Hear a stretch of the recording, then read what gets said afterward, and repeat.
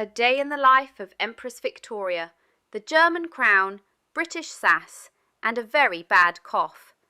AKA, Mummy, please stop writing. It's 47 pages long, and I'm dying. Welcome back to the channel where we read royal diaries like their celebrity group chats and where German imperial drama is just part of the furniture. Today we're doing a deep dive into a day in the life of Queen Victoria's eldest daughter, Empress Victoria of Germany. Also known as Vicky, she was born to rule and then married off into a country that, frankly, didn't deserve her. Let's roll back the curtains, fire up the politically awkward organ music, and get ready to suffer in Prussian silence. Because this is the story of a princess who woke up British and went to bed Prussian every single day. Rise and whimper. 6 a.m. to 7:30 a.m. Vicky wakes up in the Prussian Imperial Palace, which is somehow both over-decorated and freezing cold. Her room is furnished in that classic 19th century dead animal everywhere style. We're talking fur rugs, taxidermy owls, and enough heavy curtains to block out the sun and her joy. She coughs. Of course, because our girl is suffering from chronic illness. Most likely breast cancer and pleurisy by this stage of her life.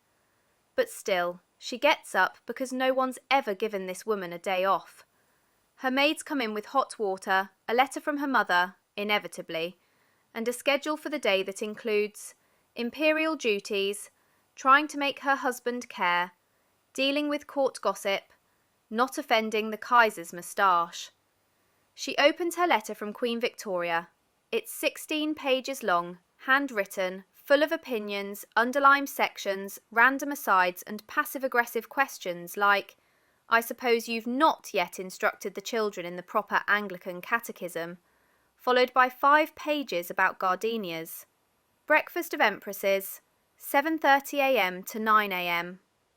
She has breakfast alone because her husband, Crown Prince Friedrich, aka Fritz, is either out drilling troops or too polite to eat loudly in front of her. He's lovely, but also tragically dying of throat cancer. Basically, the only thing that's louder than their silence is the tension from her in-laws. Breakfast includes tea, imported from England because of course, a dry bread roll, her own resentment lightly buttered. Sometimes she eats with her children, but given that her eldest son is Wilhelm, yes, that Wilhelm, aka future Kaiser Wilhelm II, and he's already being groomed by his Prussian grandparents to loathe everything British and soft, it's not exactly cosy. If you're imagining a child sneering over jam and yelling, Anglophile propaganda, you're not far off. Dutiful suffering and diplomatic gaslighting, 9 a.m. to 12 p.m. Time for royal duties.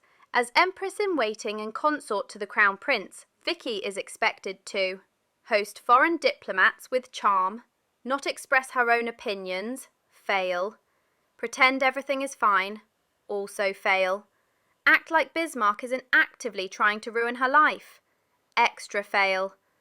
She meets with charity committees, but quietly, because German court etiquette didn't believe in royal women doing too much good. The Prussians were all about severe morals, stiff collars, and keeping the women ornamental but politically irrelevant. Vicky, raised on British liberal values and her mother's firebrand feminism, is very much not that. Every idea she floats? Shut down. Every suggestion she makes? Too English. Every time she coughs? A servant quietly leaves the room so they don't catch. Feminism. The midday mailbag from hell, 12 p.m. to 1:30 p.m. Oh look, another letter from Queen Victoria. Yes, another one. Today's correspondence includes gossip about Princess Louise's latest scandal, complaints about Princess Beatrice's hairstyle, rewritten plans for German education policy, detailed instructions on how to deal with Otto von Bismarck, and passive-aggressive concern about Vicky's weight, phrased as, I only mention it, dearest, because you always were such a strong walker as a child. Vicky writes back while coughing into a lace handkerchief, pouring out her soul in beautiful, desperate English, all of which will be neatly archived at Windsor Castle for us to read centuries later and go, "Oh no, girl."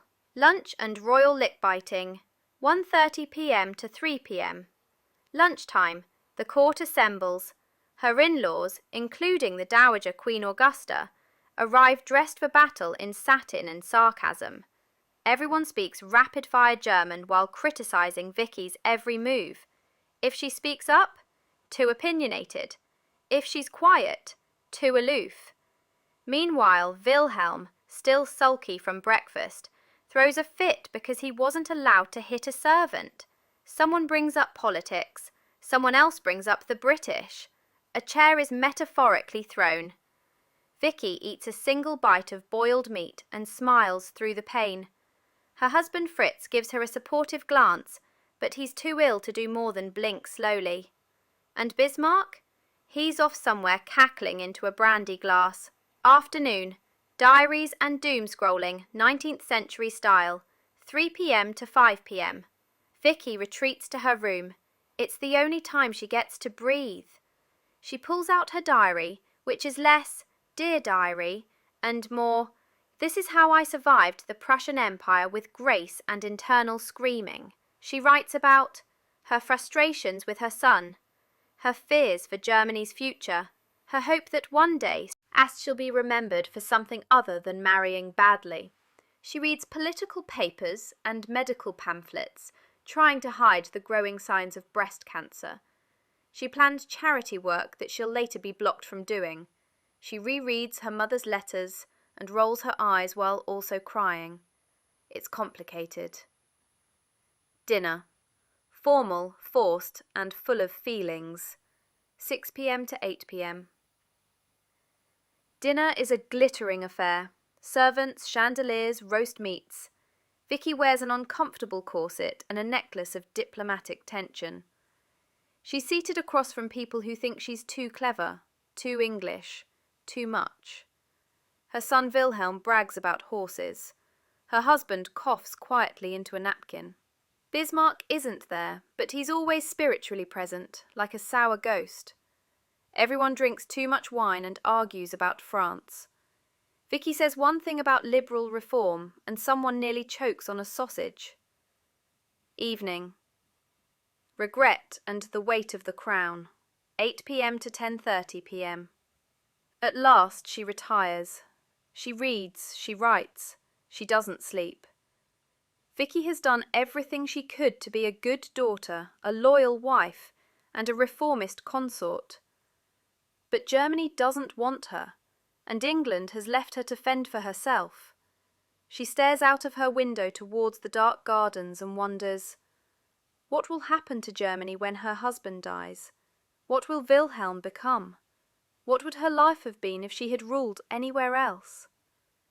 She closes her eyes, and in the quiet of her room, beneath portraits of people who never quite loved her enough, the future Empress sighs. Empress Victoria never got her crown in the way she hoped. Her husband died just months after becoming Kaiser, and her son, Wilhelm II, would go on to drag Germany into World War I. Her liberal ideals were buried under iron and ego. But her letters survive. Her ideas survive. And her legacy, while complicated, tells us this: even in the tightest corsets, under the heaviest expectations, and with the loudest mothers, there lived a woman who dared to think for herself.